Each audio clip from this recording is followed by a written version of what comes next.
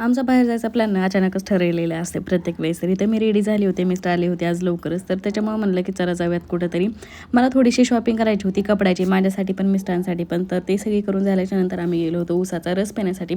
पण तिथे गेल्यास ऊसाच्या रसाच्या ऐवजी आम्हाला पहिल्यांदा लागली होती तहान. माही तर पप्पाला सांगितली होती की पप्पा पहिलं पाणी घेऊन या, तिला तहान लागलेली होती, प्यायचं म्हणायला लागली होती. मग तिच्या पप्पाने पहिल्यांदा पाण्याची बॉटल आणली, पाणी दिलं तिला आणि घेतला आम्ही आता ऊसाचा रस. आणि माहीला ऊसाचा रस खूप जास्त आवडतं. तिनं लहान होती तेव्हापासून ना तिनं ऊसाचा रस पिती खूप, म्हणजे आवडतं तिला ऊसाचा रस प्यायला.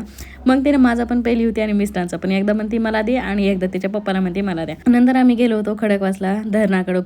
स्वच्छ पाणी पाणी आहे का नाही बाबा, बाबा पाणी बघ. ह्यावेळेस थोडंसं पाणी ना कमी झालं होतं, म्हणजे इतर वेळीनं पूर्ण हा जो खडक आहे ना तर तो पण पूर्ण झाकला गेलेला असते पाण्यापासून. आणि हे बघा इथून आम्हाला जरा चांगला व्ह्यू मिळाला फोटो वगैरे काढण्यासाठी. पण फोटो आहेत ना पूर्ण काळीचही लागली होते म्हणून जास्त फोटो नाही आम्ही काढले. तिथं व्हिडिओ वगैरे काढली आणि आम्ही नंतर घेतली होती भेळ खाण्यासाठी. आणि माही तर पाण्यालाच बघत होती नेहमी, कारण तिनं एवढं जास्त पाणी कधी बघितलं नाही ना, म्हणून तिनं पाणीच करत होती पाण्याकडे बघून. आम्हाला पण दाखवायला लागली बघा तिथं पाणी म्हणून.